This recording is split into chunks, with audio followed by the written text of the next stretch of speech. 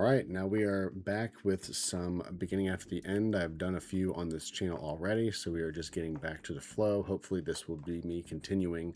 So welcome back to another deep dive. I'm going to be, or deep dive is a strong word, but I'm going to be looking at a script that I'm writing here. Hopefully I get better at doing that type of stuff. But as I've said in most of the other videos, I will be using a structure and a template, of so to speak, for most of these to make it easier for me as I have other things and jobs to do. So as I want to do this and want to improve over time, I will do these just to put them out and then try to improve over time. So that being said, let's get into the intro here. So welcome back to another breakdown of the beginning after the end manhwa chapter video, or chapter breakdown stuff. We have today's that we are doing, which is chapter 240, Plan of Action. So Arthur's back at the wall, the beast horde is incoming, and tensions are high. Let's jump in a little bit to see how this chapter sets up the defense. So no spoilers beyond this chapter. Let's get started. All right, moving on to the pacing and structure of the chapter. This chapter has solid and steady pacing, as this series always does, or seems to have. More setup and character focus than nonstop action, but it never really drags. It opens with everyday life at the wall. You know, civilians talking amongst themselves, you have vendors doing their thing, knights moving around. Quickly shifts to Arthur and the crew's dramatic arrival, then moves into strategy talks in the war room. The structure is clean, arrival and morale boost to personal family moments to tactical briefing. Art is on point, especially Sylvie's human form and Arthur's realm heart flex as always. The realm heart's always looking good. It builds anticipation for the coming siege without rushing. Classic build-up style for the beginning after the end. Feels like a breather before the storm kind of thing. Not really sacrificing too many things, I think, from most chapters that they put out. Now moving on to the character components that we can draw from the chapter. First, we're going to start out with Arthur Lewin, or General Arthur, as he is known in this chapter. He shows growth as a leader. He arrives looking young, gets some side-eye, but immediately rallies the troops with a strong speech and his realm heart display. The white hair and, flowing cape, always iconic. I have one of the pictures from the web novel that they had. Haven't read the novel actually, but pictures that they had portraying from the novel that came up when I was looking for pictures at one point as a image of my iPad on my background, which is always iconic looking. He's strategic, protective of Ellie, and even acknowledges Trudius's competence despite his personal dislike. Classic Arthur, calculated, inspiring, and carrying that kingly aura. Moving on to Sylvie for her character components. She's obviously adorable and badass in human form with the scale drip outfit. Shift in between different things if she needs to, but chooses it and kind of keeps with it. Becoming a little more refined in her ability to shapeshift and make different things as well. But she teases Arthur a bit and draws attention, highlights their bond a little bit. Moving to Eleanor, or Ellie as Arthur likes to call her.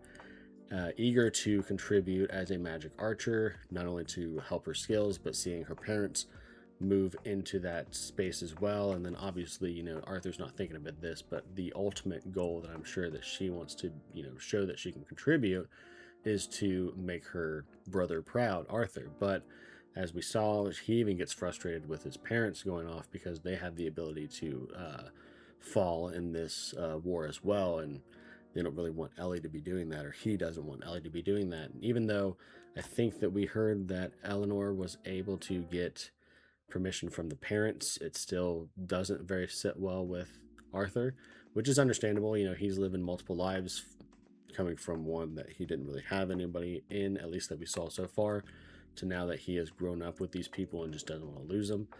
But I think the problem is he doesn't know how to balance that. Finally looking like he's growing that as seeing kind of Ellie want to do this thing and then letting her do it with the help of Sylvie pushing through that. But Arthur is reluctant to start and then eventually gives in when they get to the wall here. He's also reluctant, but allows it with precautions by assigning her a guard as a babysitter almost. But that shows the sibling protectiveness and her determination.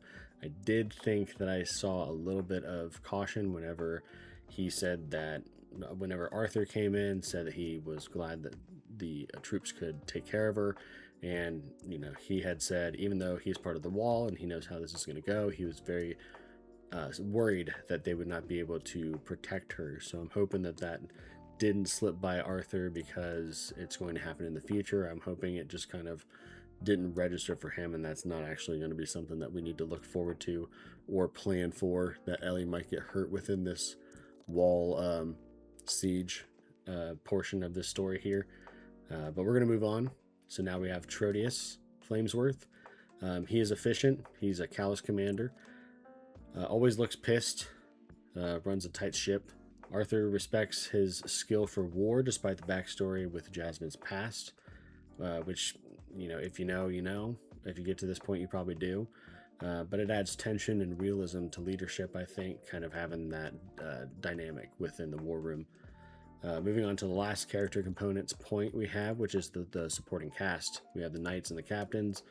Highlight discipline, their skepticism turning to hype, and then the wall's preparedness, kind of highlighting all of those different things within the chapter here. All right, moving on to the story progression and lore components of the chapter. Story-wise, we're deep in the war arc. Arthur arrives as the reinforcing lance to help defend the wall against a massive corrupted beast horde led by a few Alacrian majors. The plan involves sending units out to thin the horde before it hits the wall, leveraging the enemy's lack of real strategy beyond numbers. Ellie gets positioned in the Bulwark Division. It progresses the defense setup and Arthur's role past his recent power-ups and training. Lore-wise, this reinforces the wall as a massive, impressive fortress built purely for defense. Touches on troops, logistics, giving markers for 100 and 1,000 soldier units, and is awaiting an expected adventurer influx with an unexpected amount of numbers.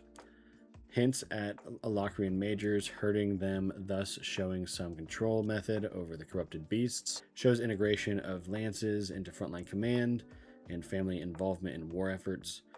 Builds on the broader Decathan Alacrian conflict without dropping massive new bombs. More practical world building around warfare. All right, now moving on to my final thoughts of the chapter. Chapter 240 is a strong setup chapter that gets me hyped for the actual siege. Arthur's arrival and speech were pretty good enough to rally those who might have found him too young upon first glance. I do love seeing him own the room and using that hidden kingly aura that he has. The strategy talk feels realistic and tense, especially with the cannon fodder elements and incoming numbers. Character moments such as with Ellie, Trudius's tension, and Sylvie transforming out of the dragon form into her human form with the type of clothes she chose add heart and depth. Pacing is measured but effective. It's building the pressure perfectly, I think. Overall, solid 8 out of 10 chapter. Great art, good dialogue, and now I'm locked in for the action whenever that may come. Hopefully it's soon within the next couple of chapters. So, what'd you think? Drop your takes below whenever you can and have the ability to. The next chapter is going to be wild, I hope. If they stick to the routine that they have been dropping chapters, being action focused and then dialogue focused. But stay tuned and I'll catch you in the next one. All right, peace.